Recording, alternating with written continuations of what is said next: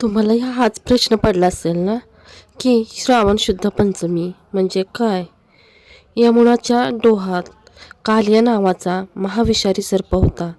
त्याच्या साध्या फुतकराने सुद्धा सर्व काही भस्मसात होई.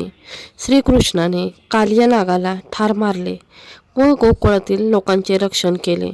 तो दिवस म्हणजेच श्रावण शुद्ध पंचमी.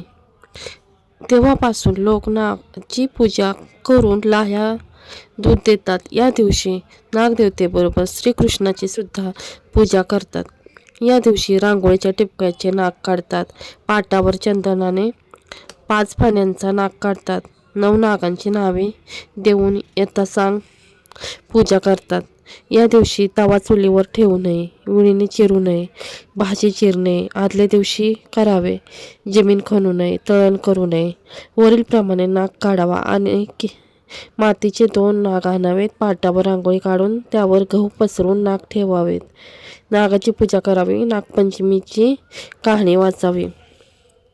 लागणारे पूजेचे साहित्य: हळद, कुंकू, फुले, गंध, अक्षता, जोंधळ्याच्या लाह्या, आघाडा, दुर्वा, फुटाणे, गजवस्त्र या नाणे द्यावे. पुरणाचे दिंड व शक्य असल्यास एखादा जुना कपडा गारुड्याला द्यावा. जेवतीचा कागद श्रावण महिन्यास पहिला जो वार मंगळवार, बुधवार, शुक्रवार, शनिवार येईल त्या दिवशी भिंतीवर लावावा व पूजा आठवड्यातून 4 दिवस करावी.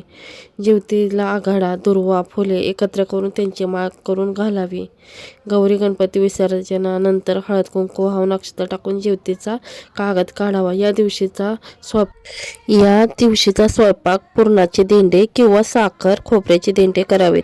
बाकीचे पदार्थ इतर सणाप्रमाणेच करावे. 9 नागांची नावे: 1 अनंत, 2 वासुकी, 3 शेष, 3 पद्मनाभ, 4 तक्षक, 6 कालिया, 7 शंखपाल, 8 पद्मक आणि 9 कर्कोटक. ही नावे 9 नागांची आहेत.